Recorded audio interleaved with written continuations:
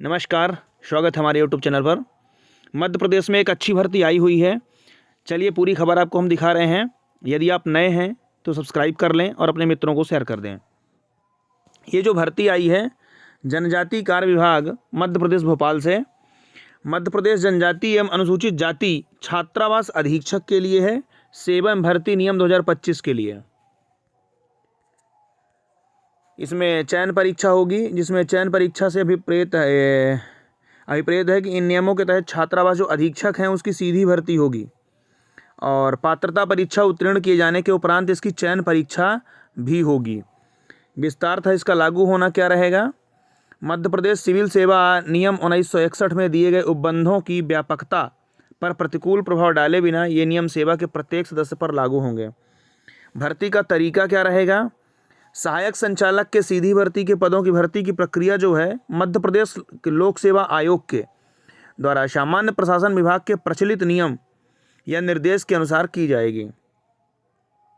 जो छात्रावास अधीक्षक की नियुक्ति है निम्नानुसार प्रक्रिया अपनाई जाएगी, अर्थात सीधी भर्ती के अंतर्गत पहले पात्रता परीक्षा होगी और जब पात्रता परीक्षा उत्तीर्ण कर लेंगे तो उसके उपरांत आयोजित चयन परीक्षा भी होगी और पदोन्नति द्वारा, यानी दो प्रकार से भर्ती होगी। एक तो आपका प्री और मेंस होगा, यानी पहले पात्रता परीक्षा होगी और फिर चयन परीक्षा होगी, इसके तहत आपकी भर्ती होगी। और एक इसकी अगली विधि रहेगी पदोन्नति के द्वारा, जो उस विधि में है उनका पदोन्नति कर दिया जाएगा। तो चलिए हम सीधी भर्ती वाली प्रक्रिया देखते हैं जो हमारे काम की है। सहायक संचालक के जो सीधी भर्ती के पद हैं उसकी भर्ती की प्रक्रिया मध्य प्रदेश लोक सेवा आयोग के द्वारा, यानी MPPSC के द्वारा सामान्य प्रशासन विभाग के प्रचलित नियम या निर्देश के अनुसार की जाएगी। जो छात्रावास अधीक्षक हैं उसके सीधी भर्ती के पदों पर भर्ती की प्रक्रिया निम्नानुसार निर्धारित की जाती है, यानी इस प्रकार आपकी जो छात्रावास के अधीक्षक हैं उनकी भर्ती होगी। शासन द्वारा विनिर्दिष्ट अभिकरण द्वारा पात्रता परीक्षा आयोजित की जाएगी, यानी सबसे पहले इसके लिए पात्रता परीक्षा होगी। पात्रता परीक्षा में सम्मिलित होने वाले अभ्यर्थियों को इन नियमों में यथास्थान विनिर्दिष्टता अर्हता प्राप्त होना चाहिए, यानी उसको क्वालिफाई करना पड़ेगा। ऐसे अभ्यर्थी जिन्होंने छात्रावास अधीक्षक पात्रता परीक्षा उत्तीर्ण की है, छात्रावास अधीक्षक चयन परीक्षा में अनिवार्यता सम्मिलित होंगे, उनको चयन परीक्षा में शामिल होना पड़ेगा।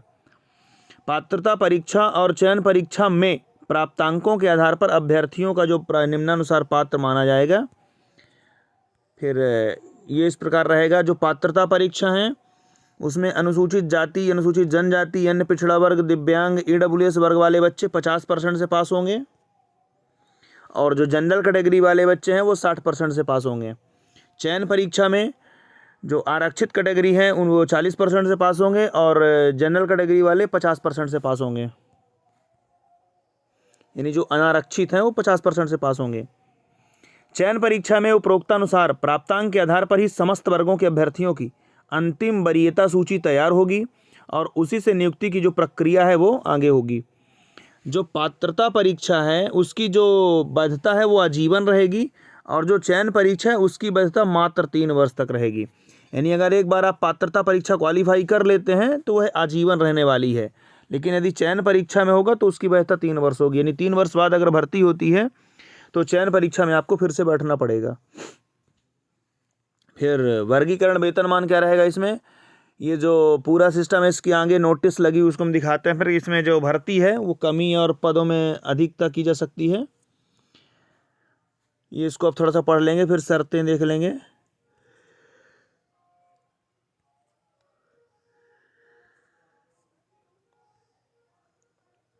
इनका थोड़ा सा देख लेंगे। जो अपर संचालक रहेंगे छात्रावास के लिए उनका पे स्केल इतना रहेगा और लेवल इनका 15 का रहेगा।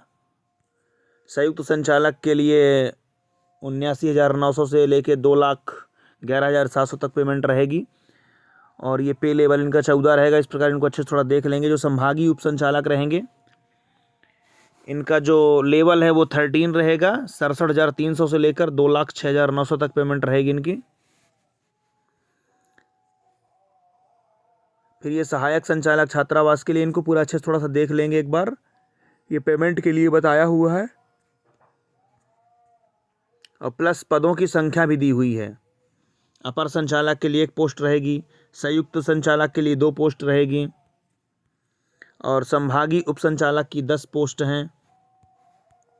इसी प्रकार सहायक संचालक छात्रावास की 20 पोस्ट हैं और अतिरिक्त सहायक संचालक की ये 75 पोस्ट रहेंगी। और ये महाविद्यालयीन जो छात्रावास हैं उनकी 369 पोस्ट रहेंगी। और जो सीनियर छात्रावास हैं इसकी 2736 हैं। इसमें कौन कौन शामिल रहेंगे? कन्या शिक्षा परिसर रहेंगे, क्रीड़ा परिसर रहेगा, ज्ञानोदय विद्यालय रहेंगे, सीएम राइज विद्यालय रहेंगे और सीनियर उत्कृष्ट विद्यालय रहेंगे।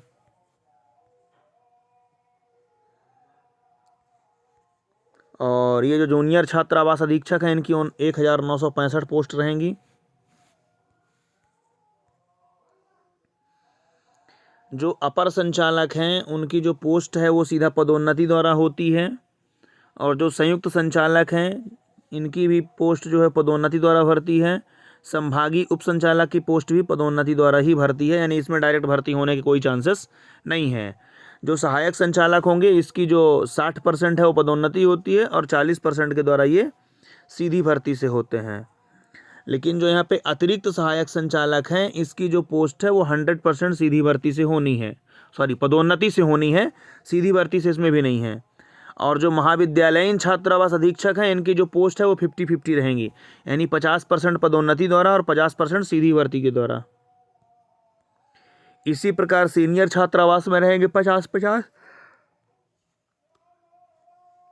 और जूनियर जो छात्रावास अधीक्षक हैं इनकी 100% भर्ती सीधी भर्ती के द्वारा होगी। इनके लिए देख लेते हैं जो योग्यता है और पात्रता। जो सहायक संचालक हैं छात्रावास के लिए इनके लिए 21 वर्ष होगी और एक न्यूनतम आयु है ये। और मान्यता प्राप्त विश्वविद्यालय से इनको स्नातक होना अनिवार्य है। इनके लिए आपको प्री और मेंस निकालना पड़ेगा, ये लगभग सबके लिए रहेगा। फिर महाविद्यालयीन जो छात्रावास हैं इसके लिए भी वही आपका स्नातकोत्तर उपाधि है और न्यूनतम आयु 21 वर्ष ही है। सीनियर के लिए भी यही है, स्नातक उपाधि होना चाहिए, 21 वर्ष न्यूनतम आयु होनी चाहिए। प्री और मेंस दोनों निकालना पड़ेगा आपको इसमें। फिर जूनियर छात्रावास अधीक्षक के लिए आपको 12वीं पास होना चाहिए। और ये जो है ये भी दोनों पात्रता और चयन निकालना पड़ेगा, न्यूनतम आयु उसकी भी 21 वर्ष है। इनको थोड़ा सा देख लेंगे कहाँ कहाँ कैसे नए पद होंगे।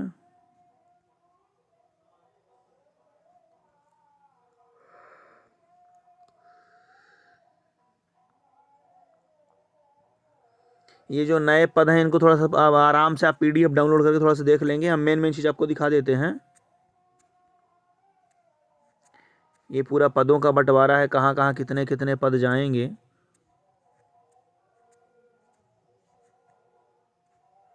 ये इनका पे लेवल रहेगा, कहाँ पे कितनी इनकी पेमेंट रहेगी। एक अच्छी खासी सैलरी है, आप बढ़िया से तैयारी करें मन लगा के। और ये पहले पूरी PDF को अच्छे से देख लेंगे एक बार थोड़ा सा।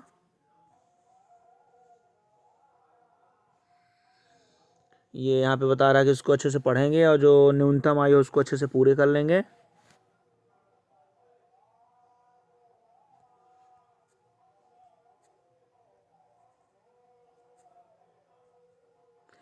ये सेवानिवृत्त के लिए दिया हुआ जो सैनिक है,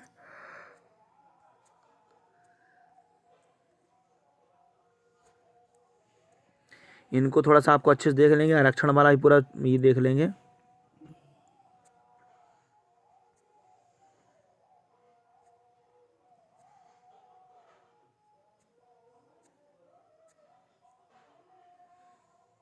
ये सहायक संचालक के लिए जो परीक्षा अवधि है इसको देख लेंगे।